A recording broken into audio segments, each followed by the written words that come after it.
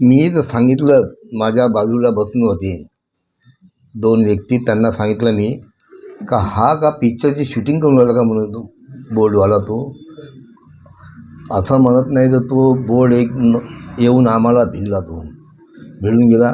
त्याच्यामध्ये 2 मिनटामध्ये पूर्ण पाणी घुसायला लागलं पूर्ण. आता कसं करायचं बा, जीव कसा वाचवायचा, कसा पाहायचा, तेवढ्यामध्ये आम्ही घाबरून गेलो पूर्ण. माझ्या पायाखाली लाशा बायाच्या. मी पाहून राहिलो आमच्या घरचे लाशा आहे का, कुठच्या लाशा आहे ह्या, ते बघून राहिलो मी. त्याच्यामध्ये परेशान झालो मी. तर कसं करायचं, काय करायचं बा. तर माझे मुलं म्हणाले बचाव बचाव बचाव बचाव. मग मी म्हणालो बचाव बचाव, खूप चिल्लावून राहिलो. कोणी आम्हाला सपोर्ट नाही केलं त्या टाईमी. बोट आल्या आमच्या आजूबाजूने, 1-2 बोटं आल्या, त्या चालल्या गेल्या आम्हाला पाहून. मग नंतर एक बोट आली, त्यानं आमचा जीव वाचवला. त्यावेळेस म्हणजे मी लाईव्ह जॅकेट्स वगैरे घालून होतो. माझ्या हातामध्ये माझा भाचा होता 14 महिन्याचा. त्याला सर्वात पहिले जी बोट आली माझ्याकडे, त्याच्यामध्ये मी त्याला देऊन माझ्या बहिणीला आणि माझ्या भाच्याला त्याच्यामध्ये सेव्ह केलं. त्याच्यानंतर मी तो लाईव्ह जॅकेट्स घालून असताना मला एक कॉन्फिडन्स आला. मला स्विमिंग पण येतं का बा, मी एवढ्या पाण्यामध्ये अर्धा पाऊण तास 1 तास तरी स्वतःचा जीव वाचवू शकतो.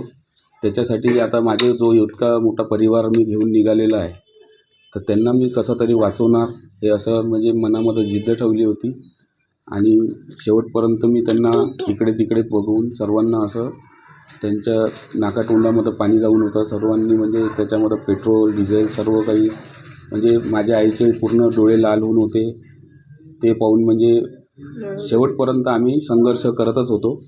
माझे बाबा म्हणजे एकदम किनाऱ्यावर बसून होते टायराच्या सपोर्टनी. त्यांना पण एका हाताने म्हणजे त्यांना डाव्या हाताला लागून होतं, तरी त्यांनी त्याच्याकडे न लक्ष देता स्वतः त्यांच्या परिवाराकडे लक्ष देत होते. आता कोण कुठे आहे, कोणी बोटमध्ये चढलं की नाही, आणि सर्वकडे म्हणजे असं लक्ष देऊन होतो. आणि एकमेकांना पकडूनच होतो आम्ही तिथे. सगळ्यात आधी तर मला हे बोलायचं आहे की जे पण बोटवाले आहेत त्यांनी सगळ्यात आधी जॉकेट दिले पाहिजे. जॉकेट मोस्ट इम्पॉर्टंट आहेत.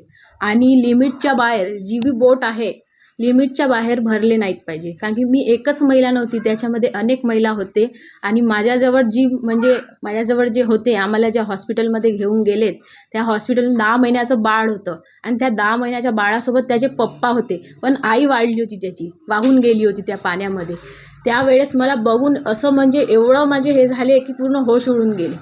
कारण की तो 10 महिन्याचा बाळ एक म्हणजे तो दूध पिताच बच्चा होता एक.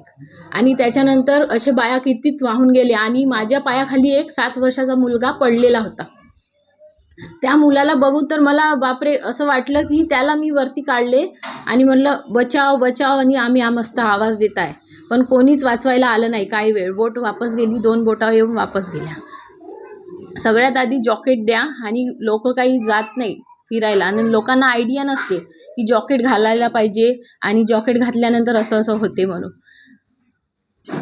आणि माझ्या आईचं मंगळसूत्र होतं, माझे 2 गोप होते, आणि माझ्या भावाच्या हातामध्ये ब्रेसलेट पण होतं, माझ्या हातामध्ये रिंग होती, आणि माझ्या मोबाईलची आणि माझ्या भावाच्या मोबाईलची EMI पण आत्तापर्यंत खंडायची आहे.